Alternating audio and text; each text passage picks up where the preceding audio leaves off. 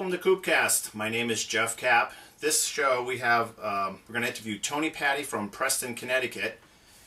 Tony, welcome to the show. Thanks, glad to be here. Tony, we just have a couple of questions I'd like to ask you this week. First question is how did you get started with pigeons? Well, being of Sicilian descent, my family used to eat pigeons. It's actually very good. It's all dark meat. It's a little unusual, but it's very good.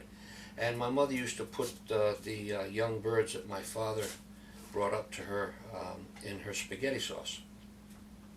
So I went down and I used to watch the birds, and I started to, I really liked what I saw. They were very interesting, and a lot of crazy things go on in a loft, just like in our society. And so my father and my uncles used to start catching some for me, because of course we only had the street birds, common street birds. I remember if a bird had a white feather in it, it was special. You know, it was quite a bird. But basically that's how I got started, and then I got more birds, and we moved further from the city, and I got some racing homers, and I was flying them with my commons. And then my uncle up in Bloomfield, Connecticut, had some muff tumblers that he bought, and I got a pair of them. That was special. Mm-hmm.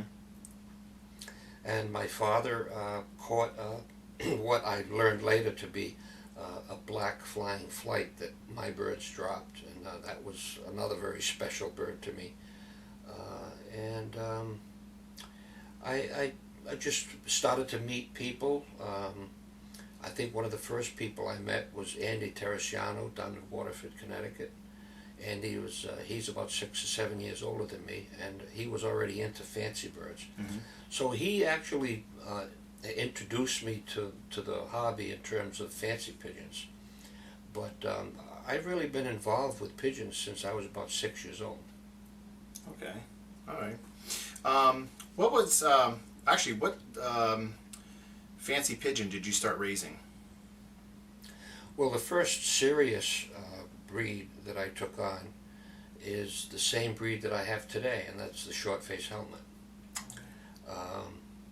In 1967, a very good friend of mine from Rhode Island, Vinnie Negrelli, was selling out his helmets, and I liked them. They looked nice, and so I bought them. I think there were like 7 birds, and that's what got me started in my first serious breed.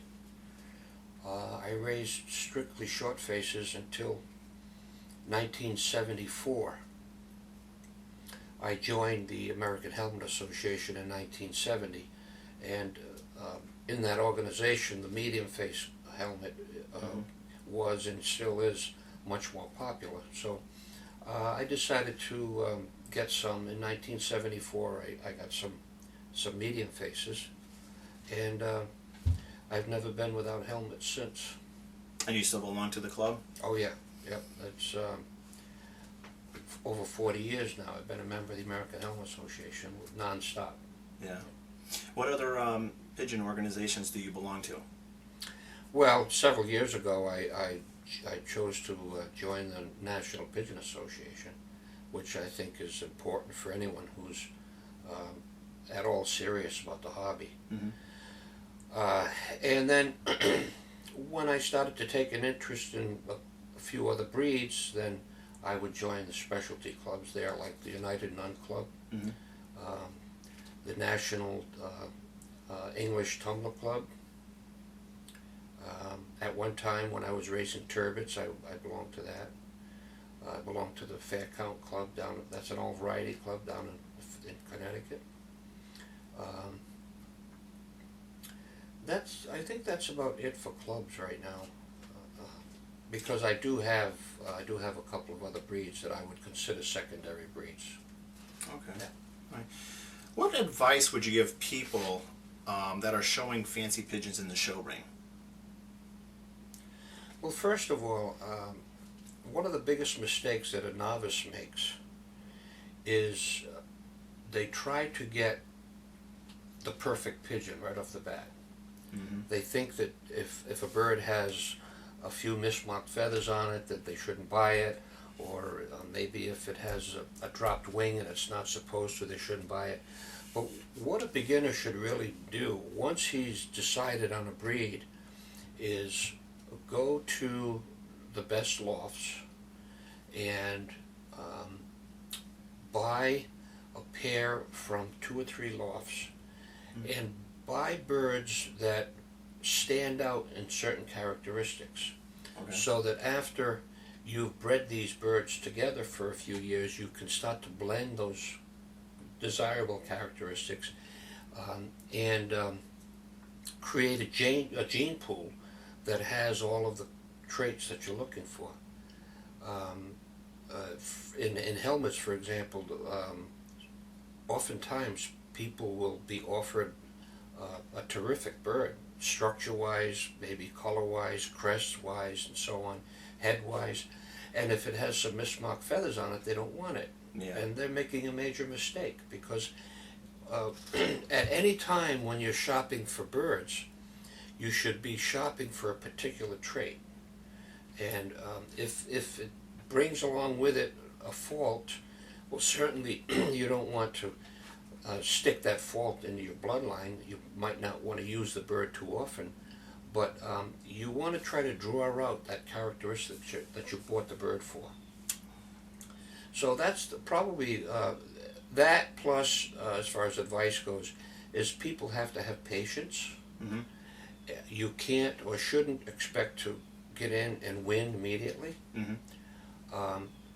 I believe if someone feels that their birds are improving a little bit every year, then that's the most they should hope for. Now, how long did it take you to win a champion bird for your specific breed? Oh, that's tough. I mean, would you say it took you a year, years? I would say somewhere in the neighborhood of 4 or 5 years. 4 or 5 years? Yeah. Okay. And was that the win champion of that breed at yes. a specific show? Okay. Yes. Mm-hmm. As a matter of fact, early on, the New York area was, and still is, a hotbed for short-faced pigeons, and mm-hmm. I was a bit hesitant to show my helmets down there because I thought all of these big boys are going to beat me bad. But mm-hmm. Boy, I went down there with my short faces and I started winning right away. It was great. But they've come a long way since then. There's been a lot of work. A lot of work has gone into them.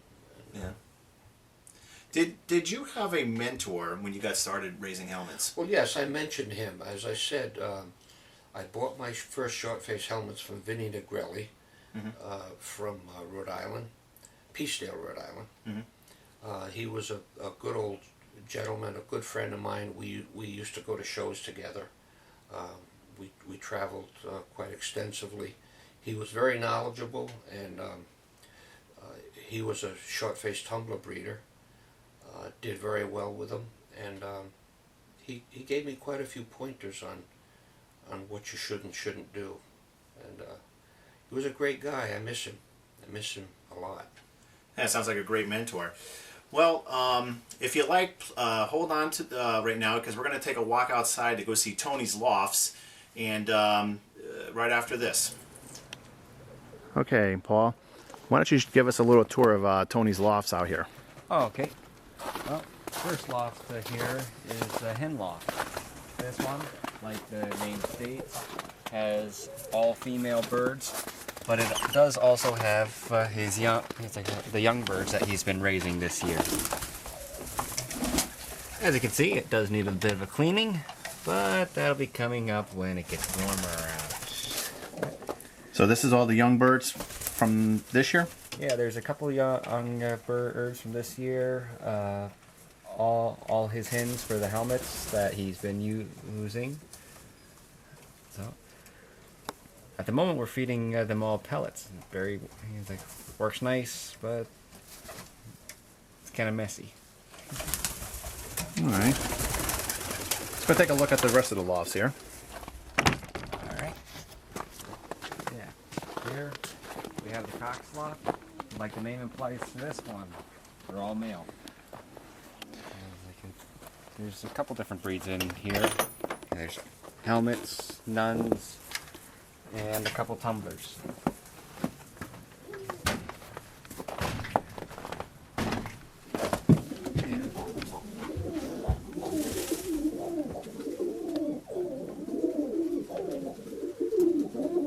So this is where Tony Patti keeps all the male birds. Yep, this is where he keeps all of the male birds. He likes to keep his show birds segregated.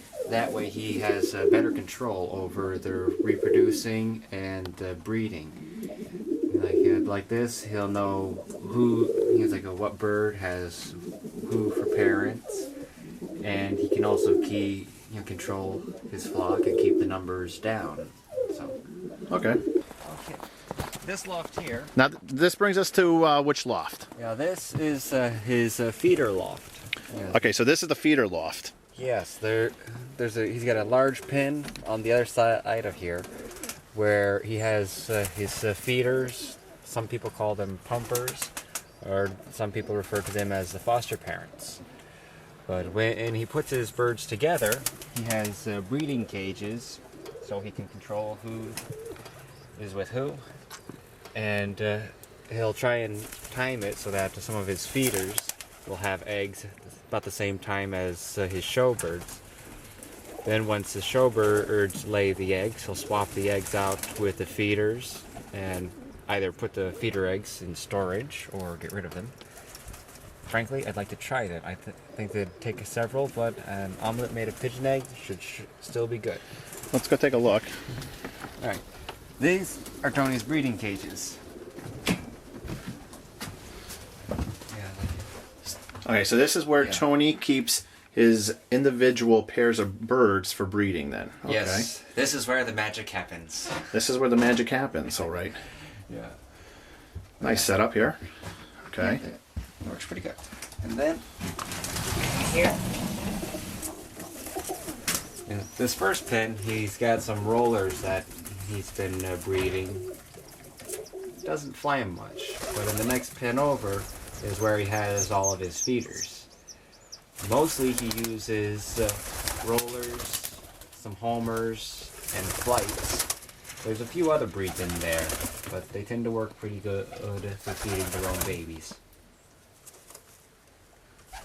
And do you know how many pigeons Tony has total? Nope. What would you guess? If I was to guess, I would say somewhere around 250, 250, that's a rough estimate. Don't quote me.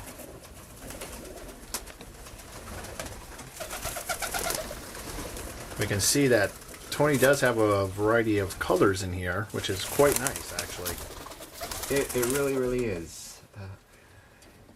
A lot of the times, if someone, a backyard fancier or someone who's just getting into pigeons comes along, they like to get the pigeons that are mixed breeds, because they look pretty.